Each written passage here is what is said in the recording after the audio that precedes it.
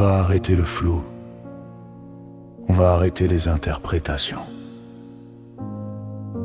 Je vais citer, puis expliquer, calmement.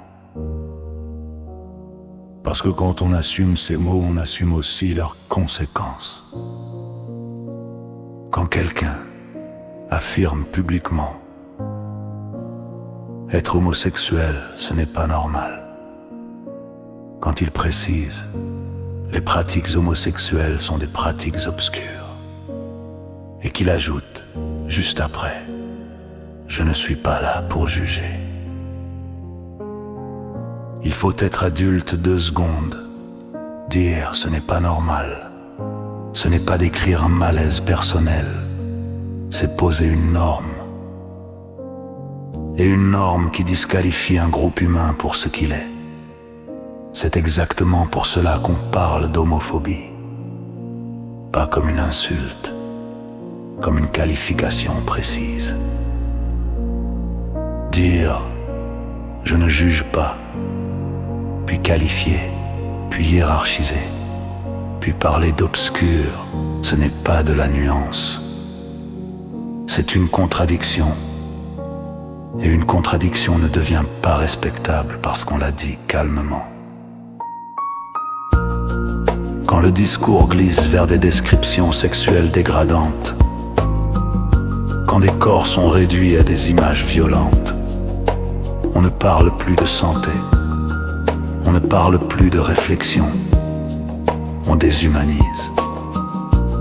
Et c'est toujours ainsi que commencent les discours dangereux. Quand on répond à des faits établis par la science n'a pas toujours raison, sans données, sans méthode, sans argument. Ce n'est pas de l'esprit critique, c'est un refus d'être contredit. Puis vient le discours sur la censure, sur les plateformes, sur le fait d'être empêché de parler. Être contredit n'est pas être censuré.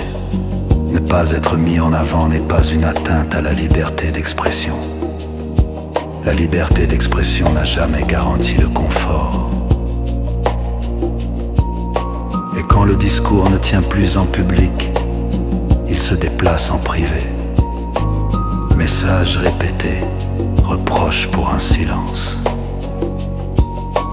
Accusation de provocation, allusion à une pression extérieure. À ce stade, ce n'est plus une discussion, c'est une tentative d'intimidation. Puis viennent ces phrases.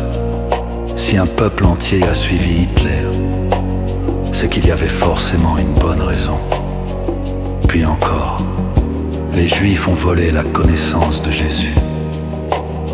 Ils l'ont crucifié, ils ont menti, ils ne sont pas tout blancs. Même si l'on ajoute ensuite, ce n'est qu'une hypothèse.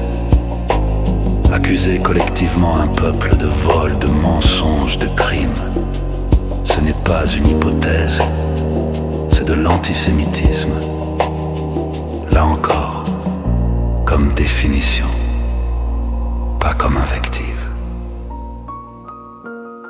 Je ne m'attaque pas aux personnes, je décris des mécanismes. Quand un discours stigmatise, caricature, intimide et accuse collectivement, le danger n'est pas la contradiction. Le danger, c'est le silence. Ici, je m'arrête.